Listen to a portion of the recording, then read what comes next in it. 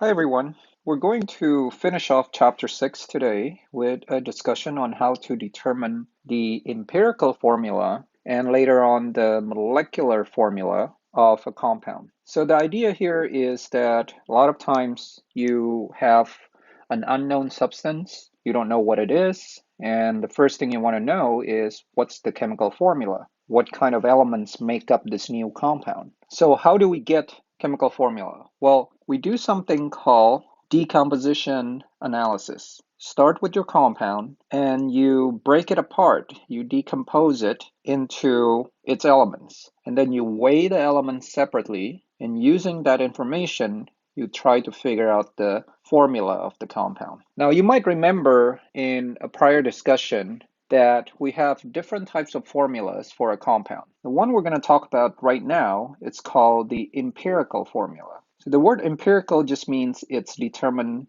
by experiment, but specifically in this case, we mean that there is a whole number ratio between the elements in the formula, and that whole number ratio is the smallest possible. Okay, so just to kind of illustrate this, so let's say you have carbon and oxygen in your compound, and let's say the ratio of carbon to oxygen is 5 to 10. So there's 5 carbon and 10 oxygen. That's the real formula. So that formula, C5O10, would be called the molecular formula of your compound. The empirical formula is the lowest whole number ratio between these elements. So in this case, 5 and 10 are both divisible by 5, and that would simplify this to CO2. Now, both types of formula exist. The molecular formula is what we actually see in real life. The empirical formula is what we get from using the experiment to determine the formula, because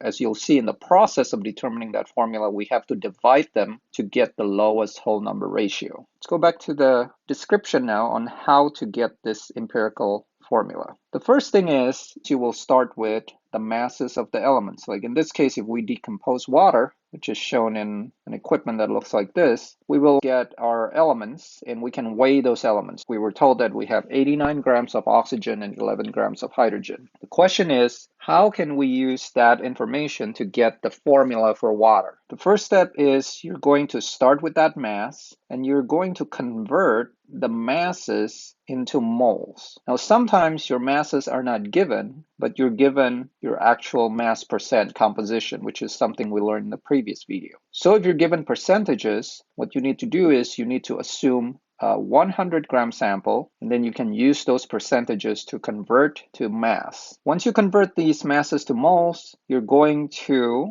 simplify all these moles by the smallest subscript, which is the smallest number of moles. And again, I'll show you this in a couple of examples in a second. And once you're done with that, you have your empirical formula. However, sometimes when you do that simplification, you don't always get whole numbers. What you need to do is you need to see if the numbers you get is one of these special ratios. So the way you recognize them is by memorizing this, or if you're good in math, you can see them pretty easily. So if it's 1 over 5, it's going to be 0.2. If it's a quarter, it's going to be 0.25, and so on. If you recognize your subscript to be one of these numbers, the fractional numbers, you're going to have to multiply them by these numbers that are listed here. Let me show you how to do this in an example. It says you decompose a compound containing nitrogen and oxygen. You end up getting 24.5 grams nitrogen and 70 grams oxygen, and it says find the empirical formula. You have 24.5 grams nitrogen. That's the element nitrogen, not the actual nitrogen gas, but just the pure element. Okay, and then we have 70 grams oxygen. So first thing is we have to convert each of the masses to moles. So to do that, of course, we would use our molar mass, moles of N, and I'll take 24.5 grams of nitrogen, and then I would multiply it by my molar mass unit, grams per mole, and I go to periodic table to find that, and this is 14.007 grams per mole. The grams cancel, I get the moles of nitrogen. When I do that, I end up getting this number. Now, I want to write all the digits right here because I haven't finished my problem. So I'm not going to round. That's just practice that we learn when we do sig figs, right? Next thing I need to do is figure out the number of moles of oxygen, which is going to be 70 grams of oxygen. So the molar mass happens to be 15.99 grams per 1, and you end up getting 4.37 or 273 moles of oxygen. Now that you have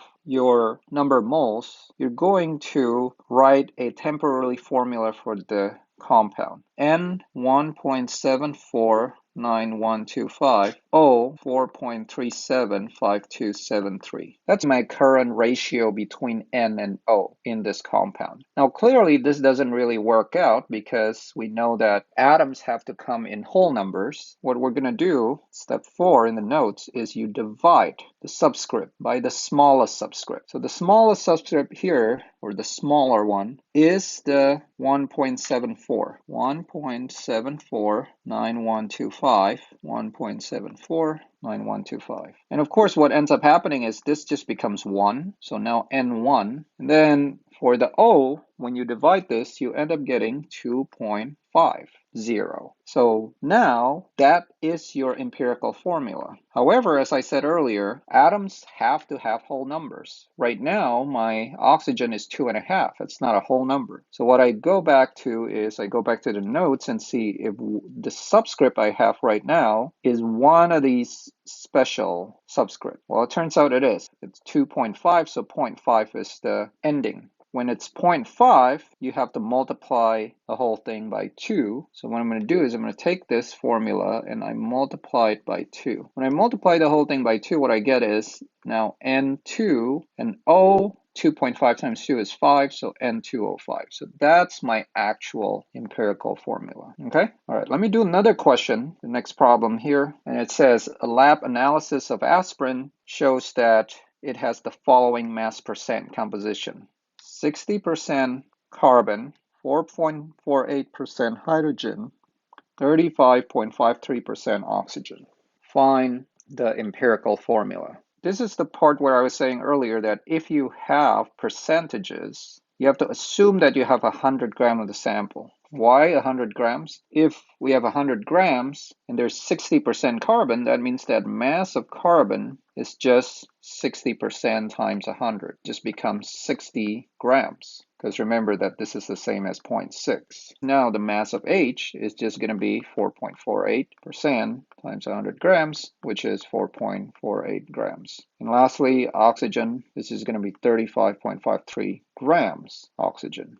So now that we have the masses, we're back to our starting point of having all the masses of the element. And then what we need to do is then convert each of the masses to moles. So that's what I'm going to do here. I'm going to calculate the moles of carbon, the moles of hydrogen, and the moles of oxygen. The moles of carbon, it's going to be 60 over 12.011 grams per mole. Now notice that I'm doing a division here. Earlier in the previous problem, when I convert to moles, I was multiplying by the inverse of the molar mass, which is the same as dividing, right? So right now I'm just doing division. What you get is 4.9954 moles of carbon. With hydrogen, we have 4.48 grams, molar mass being this number, and you end up getting 4.444 moles. And lastly, with oxygen, molar mass is 15.999, and you end up getting 2.22076 mole of oxygen. I typically skip that writing of that temporary formula because really the point here is to divide the subscript, which is the number of moles here, by the smallest one you have. If you look at the 3 different numbers you have here, the smallest one is obviously this last one, 2.22. So I'm going to divide all of them by the same number,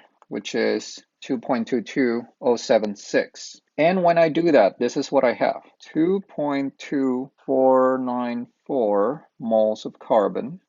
Have that as a ratio to 2 moles of hydrogen. The last one is just going to be 1 mole of oxygen because I'm dividing the number by the same number. You can see that this one is 2.249. You want to be careful here because you don't want to round to 2, because if I look in my notes, I see that 2.249 is close to that special ratio of 0.25. 2.25 moles of carbon, 2 moles of hydrogen, and 1 mole of oxygen. Since I have this special ratio of 2:5, that has to be multiplied by 4, and that will give me 9 moles of carbon, 8 moles of hydrogen, and 4 moles of oxygen. So my empirical formula at the end is going to be C9H8 and O4. Let's now look at molecular formula. The molecular formula is just the empirical formula that you have multiplied by N, where N is some kind of a whole number. If we want to figure out the molecular formula, what we need to do is figure out what the N is. The N is 1, then the molecular formula and the empirical formula are identical. If the N is 2, then you multiply that empirical formula by 2 to get your molecular formula.